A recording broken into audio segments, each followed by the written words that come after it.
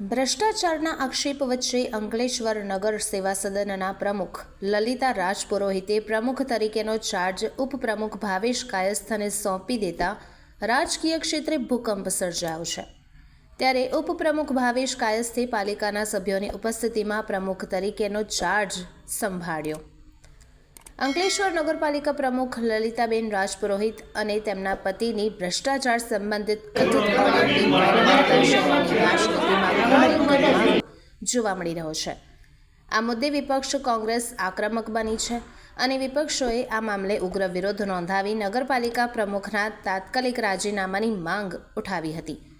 સમગ્ર મામલે જનક્ષેત્રમાં ભારે ચર્ચા અને હોબાળો સર્જાયો હતો। વિવાદ વધુ વકરતા અંતે ભરૂચ જિલ્લા ભાજપ પણ હરકતમાં આવ્યું। જિલ્લા ભાજપના હસ્તક્ષેપ બાદ વર્તમાન નગરપાલિકા પ્રમુખ લલિતાબેન રાજપુરોહિતને બાકી રહેલી ટર્મ માટે રજા પર મૂકવામાં આવ્યા હોવાનું જાણવા મળ્યું છે।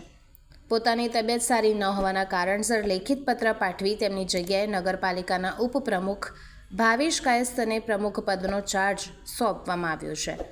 ત્યારે આજરોજ ઉપપ્રમુખ ભાવેશ કાયસ્થે પાલિકાના સભ્યોની ઉપસ્થિતિમાં પાલિકાના પ્રમુખ તરીકેનો ચાર્જ સંભાળ્યો છે। જય ભારત, જય જય ગરવી ગુજરાત। આજરોજ અંકલેશ્વર નગરપાલિકા પ્રમુખ તરીકે મેં પદભાર સંભાળ્યો છે।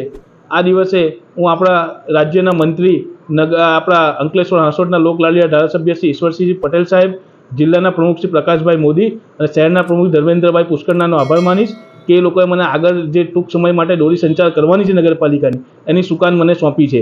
હું આ મારા જેટલો સમય છે એ દરમિયાન મારા 36 સભ્ય અને આખું અંકલેશ્વરનો સર્વાંગી વિકાસના કામો કરીશ અને બધા સભ્યને પૂરતો ન્યાય મળે, ગામને ન્યાય મળે અને સારામાં સારું વિકાસનું કામ થાય એ તરફ ધ્યાન આપીશ।